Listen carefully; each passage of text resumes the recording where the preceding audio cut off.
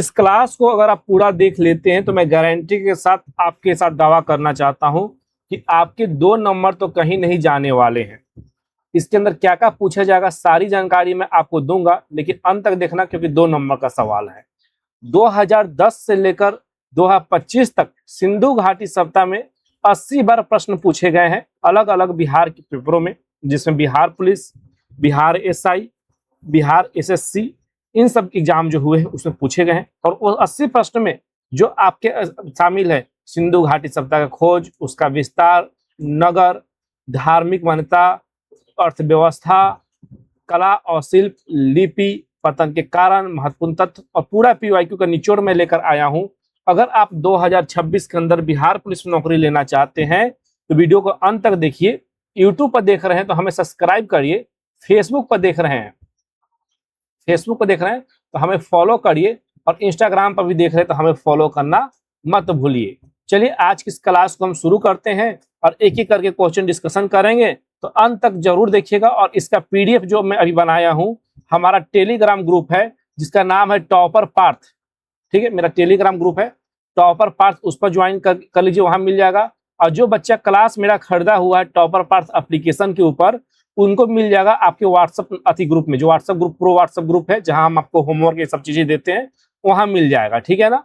चलिए आज की इस क्लास को हम शुरू करते हैं। सबसे पहले हम बात करते हैं सिंधु घाटी सप्ताह का उत्खनन, मतलब कि इसकी किस स्थान पर खोज सबसे पहले हुई थी, सर्वप्रथम पूछ रहा हुआ। तो सर्वप्रथम हड़प्पा में हुआ था, 1921 में किया गया था, दयाराम साहनी के द्वारा किया गया था। और यह इसका नाम जो है सबसे पहले हड़प्पा सप्ताह के नाम से इसे हम जानते थे, आज भी जानते हैं। ये पाकिस्तान के अंदर पड़ता है। पाकिस्तान में जो पंजाब प्रांत है वहां रावी नदी किनारे प्राचीन तट के पास ये स्थित है हड़प्पा शहर। और एक क्वेश्चन आपके एग्जाम में पूछे गए हैं, मोहनजोदड़ो की खोज किस पुरातत्वविद ने किया, यहाँ क्वेश्चन पूछ रहा है। तो मोहनजोदड़ो की खोज जो है रखलदास बनर्जी के द्वारा किया गया था 1922 में। सिंध पाकिस्तान के अंदर पड़ता है। और जिला पूछेगा तो ललकाना नाम का एक जिला है पाकिस्तान का, वहां पे पड़ता है मोहनजोदड़ो के अंदर। और मोहनजोदड़ो का अर्थ जो होता है मृतकों का टीला होता है। एनसीईआरटी बुक से बहुत सारा क्वेश्चन पूछ रहा है। एनसीईआरटी को अगर फॉलो कर रहे हैं बाबू, तो एनसीईआरटी में आपको जो है ये मिलेगा आपको मोहनजोदड़ो के बारे में। तो ट्वेल्थ क्लास के जब हिस्ट्री को पढ़ेंगे तो वहाँ इस चैप्टर को दिया गया है पहला चैप्टर में। और मोहनजोदड़ो को वहाँ प्रेतों का शहर, मृतकों का टीला, सिंध का भूत, अन्य नामों से भी वहां जाना गया है, ठीक है ना, ये बात याद रखेंगे। उसके बाद है सिंधु सप्ताह पर पद का प्रयोग सबसे प्राचीन किस विद्वान ने किया। तो जॉन मार्शल ने किया था, वो जॉन मार्शल। और ये जो है उस समय भारतीय पुरातत्व विभाग के महानिदेशक के रूप में काम कर रहे थे। और इन्होंने सिंधु सभ्यता का शब्द का उपयोग सबसे पहले किया था। सबसे पहले इन्होंने सिंधु सभ्यता का उपयोग सर्वप्रथम किया था। उसके बाद अगला क्वेश्चन है बुआ आपके डिस्प्ले पर, क्वेश्चन नंबर 4 आ गया है। क्वेश्चन नंबर 4 क्या पूछ रहा है, हड़प्पा नगर किस नदी किनारे बसा हुआ। बहुत इजी प्रश्न है। रावी नदी किनारे हड़प्पा नगर बसा हुआ है। रावी नदी के तट पर यहाँ पर देखेंगे हड़प्पा है, जबकि इसकी विपरीत देखेंगे मोहनजोदड़ो और चुन्नादोह जो है सिंधु नदी किनारे बसा हुआ आपको दिखाई देगा, ठीक है ना। ये 2 बड़े शहर है। उसके बाद कालीबंगा पुरातत्व स्थान किस नदी पर है, आपको बताना है। कालीबंगा बहुत महत्वपूर्ण है बुआ। किस नदी किनारे या किस नदी के तट पर अवस्थित है बुआ, तो घग्गर नदी किनारे अवस्थित है। और ये राजस्थान के हनुमानगढ़ जिला में पड़ता है बुआ। और कालीबंगा सूखी हुई घग्गर नदी किनारे हुआ है। और सूखी हुई घग्गर नदी को प्राचीन सरस्वती नदी के नाम से भी हम लोग जाते हैं। अस्थाई भाषा में कालीबंगा का काली चूड़िया भी लोग कहते हैं। काली चूड़िया भी अस्थाई भाषा में कालीबंगा को लोग कहा जाता है, ठीक है। आगे चलते हैं बाबू, आगे देखते हैं। सारा का सारा पीवाईक्यू है, इसलिए वीडियो को लाइक करते चलिएगा। आगे देखेंगे बुआ, हड़प्पा कालीन गोदीवारा किस स्थान पर प्राप्त होता है। क्वेश्चन नंबर 6 पूछ रहा है। तो लोथर में है।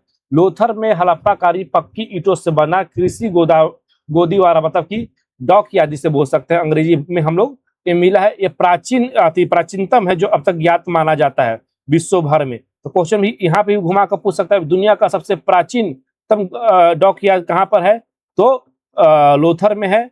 और यहाँ पे सिंधु देखेंगे, ये लोथर जो है सिंधु सभ्यता का प्रमुख बंदरगाह के रूप में इसे जाना जाता है। प्रमुख बंदरगाह के रूप में जाना जाता है। यहाँ से लोग विदेश में व्यापार भी करते थे। अगला क्वेश्चन है, वर्तमान में सिंधु सभ्यता का सबसे बड़ा ज्ञात स्थान कौन सा है?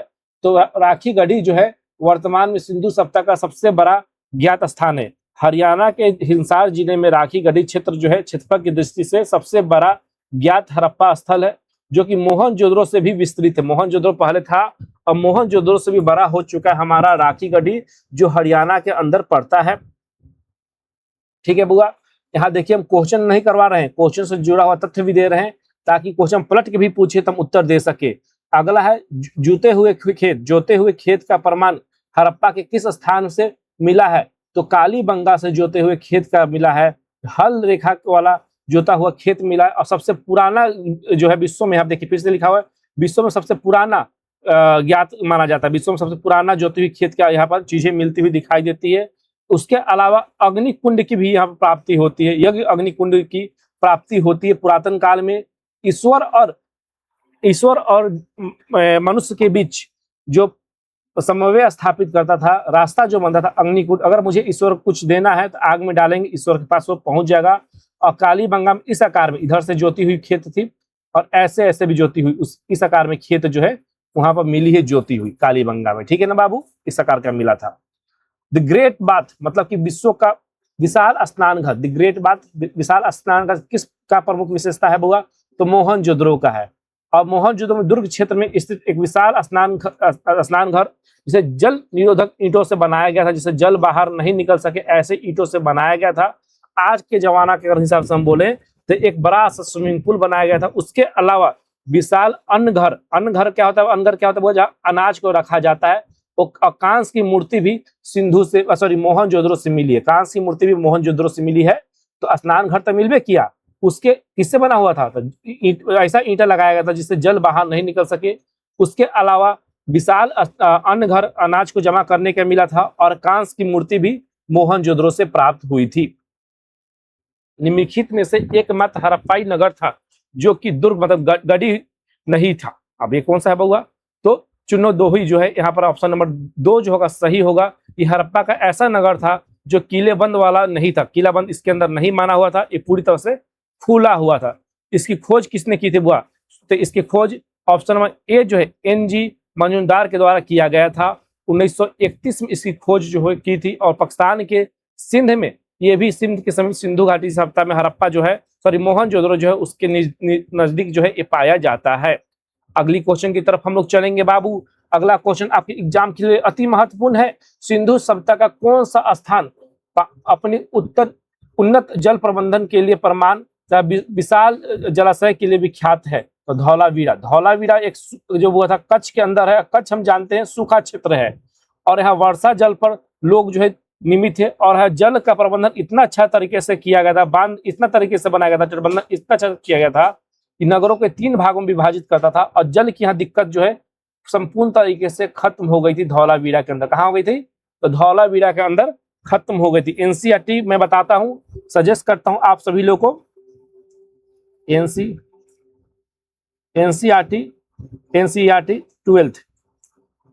12th का आप लेसन 1 पढ़िए बढ़िया तरीके से, आपको सारी जानकारी इसके अंदर मिलती चलेगी। इसके एक को क्वेश्चन नहीं छूटने वाला है, ठीक है ना।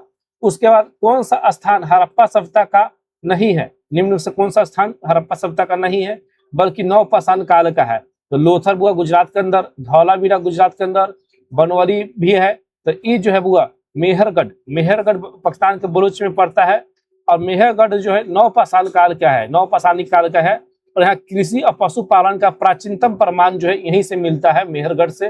किंतु ये हड़प्पाई नगर नहीं है, ठीक है। सिंधु सभ्यता से पहले कभी ये लोग थे, ठीक है ना, पाकिस्तान के पास है। सिंधु सभ्यता का निम्न में से कौन सा स्थान सिंधु नदी तट पर स्थित नहीं है? आपको बताना है। तो ये तो हैते है, ईवी हैते है, ई उसके बाद ईवी है, तो ई नहीं है, रोपन नहीं है। रोपन कहाँ पे हुआ? वर्तमान के पंजाब में है और सतलज नदी किनारे है। और शेष 3 जो है बुआ सिंधु नदी किनारे है। तो ई जो है रोपन जो है नहीं है। कहाँ पड़ता है? पंजाब में सतलज नदी किनारे पड़ता है। आगे चलते हैं। अगला क्वेश्चन है, सिंधु सभ्यता के किन धातुओं का सभ्यता माना जाता है? तो ये लोग कांस्य धातु का ज्यादा उपयोग करते थे, ठीक है। कांस्य धातुओं का ज्यादा उपयोग करते थे। तांबा, कांस्य, सोना, चांदी, ये सभी चीजों से परिचित थे, लेकिन लोहा से परिचित नहीं थे। क्यों बुआ? क्योंकि लोहे की खोज भारत के अंदर 1000 BC के आसपास हुआ था, जब उत्तर वैदिक काल, कौन सा वैदिक काल, उत्तर वैदिक काल जो भारत में आया था, उस समय लोहे की खोज अपने यहाँ हुई थी बुआ। तो सिंधु सभ्यता उससे पहले की थी, इसलिए उसको नहीं जानकारी था। 16 नंबर क्वेश्चन पाते, सिंधु के लोग निम्न में से किस धातु से अपरिचित थे, मतलब उसके बारे में जानकारी नहीं था। अभी हमने बताया लोहा, तो लोहे के प्रयोग से उत्तर वैदिक काल के समय आरंभ हुआ था। तो हड़प्पाई लोग जो है इससे क्या थे, अपरिचित थे, इसके बारे में जानते नहीं थे। अगला है, सुरकोटवा से प्राप्त कौन सा साक्ष्य विद्वानों के बीच विशेष चर्चा का यहाँ पे है, तो घोरों की हड्डी। घोरों की हड्डी बुआ गुजरात के कच्छ जिले में सुरकोटवा जो है वहां पर मिला है। और ये विशेष दावा करता है कि सिंधु घाटी जो है असामान्य माना जाता है, क्योंकि यह एक कब्रिस्तान से मिला है। और पूरे सिंधु घाटी में एक ही जगह घोड़े के हड्डी मिला, वो भी कहां से मिला है, कब्रिस्तान से। तो ऐसा मान सकते कि कोई अरब से लोग आया होगा, कहां से, अरब से लेकर आया होगा, और वो यहाँ मर गया होगा, तो उनके साथ उसके प्रिय घोड़ों को भी दफना दिया गया होगा, इतिहासकारों का ऐसा मानना है। आते 18वां क्वेश्चन, बनावाली पुरातत्व स्थान की खोज किसने की थी बुआ, तो इसका स्थान जो है RS विशिष्ट के द्वारा किया गया था। 1973 ईस्वी में हरियाणा के फतेहाबाद जिले में किया गया था। और यह स्थल घग्गर नदी के प्राचीनतम मार्ग पर बसा हुआ है। प्राचीनतम मार्ग क्या है बुआ, नदी जो बह रही होगी पुराने काल में, अभी सूख गई है, तो प्राचीनतम मार्ग हो गई। और नदी जब सूख जाती है तो वहां रास्ता बना रहता है, दिखाई देता है दूर से कि नदी बहती थी, तो वहीं पर यह बसा हुआ शहर था। लोथल के उत्खनन और पुरातत्व को बात करेंगे बउआ, तो लोथल की देखेंगे SR राव के द्वारा इसे खोजा गया है। 1954-1955 के आसपास लोथल की खोज हुई है। यह स्थान जो है भोगवा नदी तट पर था और साबरमती के मुहाने के निकट स्थित है। ये कहाँ पर है, तो भोगवा नदी किनारे है। क्वेश्चन ये भी पूछा जा चुका है। और कहाँ पर है, साबरमती के निकट स्थान पर निकट है। कौन सा बुआ, तो लोथल यहाँ पर है। धौलावीरा की खोज का श्रेय किसे दिया जाता है, तो JP जोशी को दिया जाता है। किसको दिया जाता है, तो JP जोशी को दिया जाता है। 1967-1968 में कच्छ के रण में धौलावीरा की इसने खोज किया था। बाद में RS वशिष्ठ के नेतृत्व में इसको और ज्यादा विस्तृत रूप से खोजा गया। लेकिन सबसे पहले किसने खोजा है, तो JP जोशी ने खोजा है। किसने खोजा है, JP जोशी ने खोजा है। हड़प्पा सभ्यता का पूर्ण ज्ञात स्थान कौन सा है आपको बताना बुआ, तो आलमगीरपुर। आलमगीरपुर जो है बुआ पूर्व की तरफ सबसे अधिक, जो उत्तर प्रदेश के मेरठ में जिला में हिंद नदी तट पर पड़ता है आलमगीरपुर। हड़प्पा सभ्यता का सबसे पूर्व में जो बिंदु है, इसी को माना जाता है। इसकी खोज 1958 ईस्वी में ID शर्मा के द्वारा किया गया था। और ये भारत में पूर्व की तरफ जो है, जो अंतिम छोर हड़प्पा का मान सकते हैं, वो आलमगीरपुर जो है यही माना जाता है, मेरठ जिला में उत्तर प्रदेश के अंदर पड़ता है। आगे चलते हैं, हड़प्पा का पश्चिमी स्थान कौन सा माना जाता है बुआ, तो यहाँ पर है सुरकुंडवा जो है पाकिस्तान के बलूच में पड़ता है, दशक नदी किनारे पड़ता है। और ये सभ्यता का सबसे पश्चिमी छोर है। हड़प्पा और बेबीलोन के बीच व्यापार की कड़ी भी माना जाता है। इसे बेबीलोन के बीच व्यापार की कड़ी भी माना जाता है। हड़प्पा का दक्षिणतम कौन किया हुआ, तो दौमदाबाद जो महाराष्ट्र का महाराष्ट्र अहमदनगर जिला के अंदर जो है प्रवारा नदी के किनारे पड़ता है।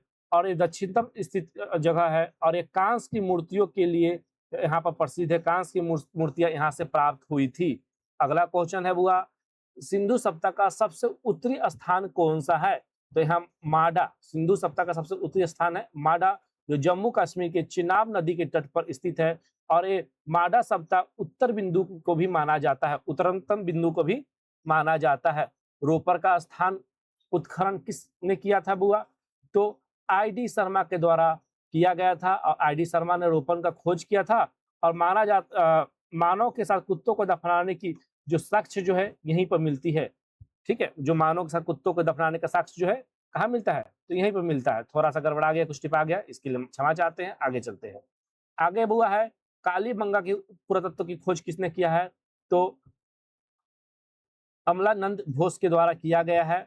1951 ईस्वी में कालीबंगा का पहचान किया गया। बाद में बीबी लाल और BK थापरक ने इसको और ज्यादा खुदाई किया और बढ़िया तरीके से इसके बारे में बताया। मोहनजोदड़ो शब्द का अर्थ क्या होता है, जैसे कि हमने शुरू में बताया, मृतकों का टीला। और मोहनजोदड़ो को सिंधु भाषा में इसका अर्थ यही माना जाता है। और सिंध का खाली नखलिस्तान भी इसे कहा जाता है। आगे चलते हैं बउआ, किस स्थान पर एक ऐसे कब्र जो 200 मतलब युगम कब्र मिलने का प्रमाण मिलता है, तो लोथर में मिलता है। लोथर में 100 प्राप्त होते हैं। एक ही कब्र में 2 व्यक्ति को दफनाया गया था। हो सकता है पति पत्नी हो सके, इसलिए एक साथ दोनों को दफनाया गया होगा, या कोई मर्डर करके उस समय डाल दिया होगा, ये भी हो सकता है बुआ। सिंधु में मोहरों के लिए किस पदार्थ की बनाई जाती थी बुआ? तो यहाँ पर मोहर जो बनाया जाता है सिलखरी से बनाया जाता है। सिलखरी क्या होता है बुआ? सिलखरी एक पत्थर से बनी होती है जो वर्गाकार होती है, परंतु पशुओं के आकार और लिपि जो है इसके अंदर अंकित कर दिया जाता है। इसे घिस घिस कर मोहर बनाया जाता था उस जमाने में। हड़प्पा में सबसे अधिक मोहर जो है कौन से पशु को अंकित थे बुआ? तो एक सिंह वाला यहाँ पर दरियाई घोड़ा हम बोल सकते हैं, वो जो था इसके अंदर था एक सिंह वाला, अर्थात इनको जो मोहर अंकित है। ये पशुपति एक योग मुद्रा वाले आकृति है जो चारों ओर पशुओं से घिरा हुआ एक व्यक्ति भी यहाँ देखने को मिलता है। तो एक सिरा जानवर जो है सबसे अधिक सिंधु सभ्यता में मोहर पर मिला था। हड़प्पा की लिपि कौन सी शैली में है बुआ? तो इसकी लिपि अजीब थी बुआ, दाएं से बाएं और फिर बाएं से दाएं। मतलब क्या हुआ बुआ? हम इधर से लिख रहे हैं तो इधर से लिखते गए, अब यहाँ खत्म हो गया तो हम यहाँ से शुरू करेंगे, नीचे से करेंगे ना। देखिए ये लोग क्या कर रहे थे, इधर से गए तो फिर इधर से लिखना शुरू कर दिए। अब यहाँ खत्म हुआ तो फिर यहाँ से लिखना शुरू कर दिए, यहाँ खत्म हुआ तो यहाँ से शुरू कर दिए। इस प्रकार की लिपि थी। और ये चित्रात्मक लिपि थी, मतलब व्हाट्सएप लिपि। जैसे आप मुझे पूछिए कि सर जी कैसे हैं, अगर हम ऐसे वाला इमोजी बना दिया आपको, ऐसे इमोजी बनाकर रिप्लाई दे दिए, आप क्या करिएगा? सर जी अच्छे हैं। उसी में अगर हम ऐसे रिप्लाई दे दिए, आप सोचिएगा सर जी खराब है क्या, तभी तुम्हें ठीक नहीं होगा। यही है व्हाट्सएप लिपि। ठीक है, आगे चलते हैं, आगे बात करते हैं। वो हड़प्पा में तौलने के लिए कौन सा अनुपात बताया गया है? तो 13 और 16 के अनुपात में, यहाँ सॉरी 3 और 16 के अनुपात में, मतलब 16 गुणों का अधिक में बनाया गया है। तो इसका सही उत्तर हो जाएगा ऑप्शन नंबर, माफ करिएगा, इसका ऑप्शन सही होगा 16 गुना का अनुपात में 3 नहीं है, 16 गुणकों के अनुपात में किया गया है। ठीक है, उसके बाद बात करेंगे बुआ हड़प्पा की ईंट जो है इसका माना कैसे अनुपात था बुआ? तो 4:2:1 के अनुपात में हड़प्पा की ईंटों को बनाई जाती थी, जिसकी लंबाई 4 होती थी, मोटाई 2 और मोटाई 2 और ऊंचाई जो है 1 रखा जाता था। इस मानक से हड़प्पा के सभ्यता का ईंटा जो है उस समय बनाया जाता था। हड़प्पा में नगरों को किस प्रणाली से बनाया जाता था? तो ग्रिड जो प्रणाली से या जाल प्रणाली से बनाया जाता था, जिसमें सड़क एक दूसरे से समकोण काटती थी। जैसे ये सड़क जा रहा है बुआ और इधर से सड़क आएगा तो एक दूसरे का काट रहा है, समकोण काट रहा है, ऐसे पद्धति से सड़क बनाया जाता था। सिंधु सभ्यता के लोग प्रमुख खाद्यान्न पदार्थ क्या था बुआ? तो गेहूं और जौ जो है खाते थे उस समय में बहुत ज्यादा। और लोथर और रंगपुर में चावल के भूसे का भी प्रमाण यहाँ पर मिला है 2 जगहों पर, तो आप लोग नोट कर लीजिएगा कहाँ पर मिला है। तो लोथर और रंगपुर में चावल के भूसे, मतलब चावल भी के बारे में लोग जानकारी थे। सिंधु सभ्यता में कपास की खेती का श्रेय दिया जाता है। विश्व में सबसे पहले कपास की खेती का श्रेय किसे दिया जाता है? तो सिंधु सभ्यता को दिया जाता है बुआ। मिस्र की सभ्यता में खेती हुई थी पहले, मेसोपोटामिया की सभ्यता में यहाँ का हुआ था बुआ खेती लिखने में थोड़ा दिक्कत हो रहा है बाबू। यहाँ पर क्या हुआ था बुआ? यहाँ पर चक्का बना था, गोल चक्का पहिया बना था। यहाँ पर खोज हुआ था कपास का, कपड़े का, और यहाँ चीनी मिट्टी बारूद कागज ये सब का चीज का हुआ था। ठीक है बुआ, सबसे पहले कपास जो उगाने वाला था। और इसका मानना है कि कपास को सीडन के भी यहाँ कहते हैं, सीडन भी कपास को हम लोग क्या कहते हैं?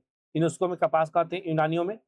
तो सिंधु सभ्यता के लोग किस देवी की उपासना करते थे? तो मातृ देवी की। यहाँ महिलाओं का राज चलता था बुआ, यहाँ महिलाओं का राज चलता था, और इसलिए ये लोग मातृ देवी की पूजा ज्यादा करते थे। जैसे कि हुआ वृक्ष की पूजा करते थे, पीपल की वृक्ष इसमें होता है, जैसे हम भी आज के डेट में हम लोग भी करते हैं। ये लोग मातृ देवी की पूजा ज्यादा करते हैं। हड़प्पा सभ्यता में कब्रिस्तान के क्षेत्र मिला है, तो उसमें R37 नाम का कार्बनिक देखने को मिला है, जो काफी पुराना है। इसे दफनाने की प्रणाली को इस प्रकार से प्रकाश में डाला गया है। अगला है बुआ, कौन सी हड़प्पाई बंदरगाह नहीं है? इसमें से कौन सा हड़प्पा बंदरगाह नहीं है? तो कालीबंगा। कालीबंगा जो है राजस्थान में है, और राजस्थान में समुद्र ही नहीं है तो बंदरगाह कैसे बनेगा? कालीबंगा राजस्थान के घग्गर नदी किनारे स्थित एक अंतरिक्ष स्थान था, जो तटीय बंदरगाह नहीं था। लोथर, बालाकोट, सुरकोंडरव ये सब भी क्या थे बुआ? तटीय बंदरगाह थे, व्यापार का ये सब केंद्र था, जबकि कालीबंगा नहीं था। सिंधु सभ्यता का व्यापारिक संपर्क किस प्राचीन सभ्यता से था?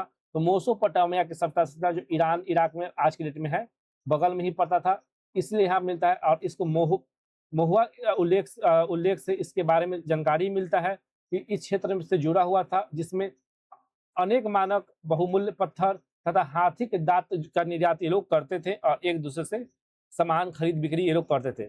बनावली और कालीबंगा नदी जो प्रसिद्ध है वो घग्गर नदी के बीच में, यहाँ पर दोनों के बीच में जो प्रसिद्ध है, दोनों स्थान में घग्गर नदी के प्राचीनतम मार्ग बसे हुए हैं। बनावली हरियाणा के फतेहाबाद में है, जबकि कालीबंगा जो है वो हनुमानगढ़ राजस्थान में है, और घग्गर नदी के जो रास्ता था इसी पर बसा हुआ आपको शहर मिलेगा।